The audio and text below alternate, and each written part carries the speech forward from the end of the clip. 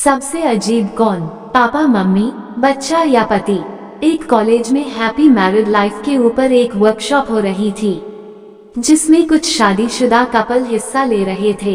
जिस समय प्रोफेसर मंच पर आते हैं तो वो नोट करते हैं कि सभी पति पत्नी आपस में शादी पर जोक कर रहे होते हैं और हंस रहे होते हैं। ये देखकर प्रोफेसर ने कहते हैं कि चलो पहले एक गेम खेलते हैं, उसके बाद हम अपने विषय पर बातें करेंगे। सभी खुश हो गए और कहा कौन सा गेम। प्रोफेसर ने एक मैरिड लड़की को खड़ा किया और कहा कि तुम ब्लैक बोर्ड पे तुम्हें जो सबसे अजीज और तुम्हारे सबसे नजदीक हो ऐसे कुछ लोगों के 25-30 नाम लिखो।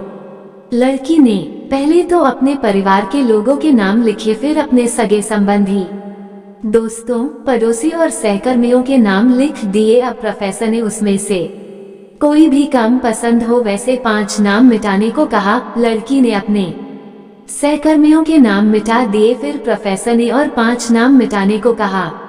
लड़की ने थोड़ा सोच के अपने पड़ोसियों के नाम मिटा दिए। अब प्रोफेसर ने और 10 नाम मिटाने को कहा। लड़की ने अपने सगे संबंधी और दोस्तों के नाम मिटा दिए। अब बोर्ड पर सिर्फ 4 नाम बचे थे, जो उसके मम्मी पापा, पति और बच्चे का नाम था।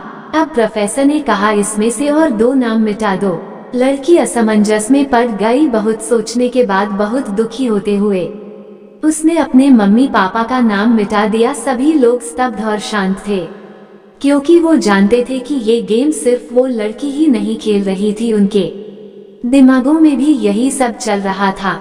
अब सिर्फ 2 ही नाम बचे थे, पति और बेटे का। प्रोफेसर ने कहा और एक नाम मिटा दो। लड़की अब सहमी सी रह गई। बहुत सोचने के बाद रोते हुए अपने बेटे का नाम काट दिया।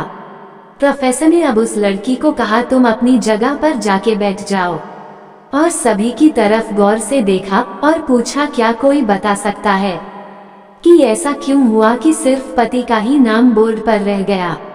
कोई जवाब नहीं दे पाया, सभी मुंह लटका के बैठे थे। प्रोफेसर ने फिर उस लड़की को खड़ा किया और कहा ऐसा क्यों, जिसने तुम्हें जन्म दिया और पाल पोस के इतना बड़ा किया, उनका नाम तुमने मिटा दिया, और तुमने अपनी कोख से जिस बच्चे जन्म दिया उसका भी नाम तुमने मिटा दिया। तो लड़की ने सुबकते हुए जवाब दिया कि अब मम्मी पापा बूढ़े हो चुके हैं और कुछ साल के बाद वो मुझे और इस दुनिया को छोड़ के चले जाएंगे, और मेरा बेटा जब बड़ा हो जाएगा तो जरूरी नहीं कि वो शादी के बाद मेरे साथ ही रहे, पर मेरे पति जब तक मेरी जान में जान है तब तक मेरा आधा शरीर बनके मेरा साथ निभाएंगे, इसलिए मेरे लिए सबसे अजीज मेरे पति है।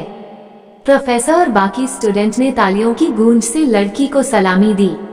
प्रोफेसर ने कहा तुमने बिल्कुल सही कहा कि तुम और सभी के बिना रह सकती हो, पर अपने आधे अंग अर्थात अपने पति के बिना नहीं रह सकती हो। तो आप सभी सज्जनों एवं देवियों, ध्यान दे कि मजाक मस्ती तक तो ठीक है, पर हर इंसान का अपना जीवन साथी ही उसको सब लोगों से ज्यादा अजीज होता है। ये बात कभी मत भूलना।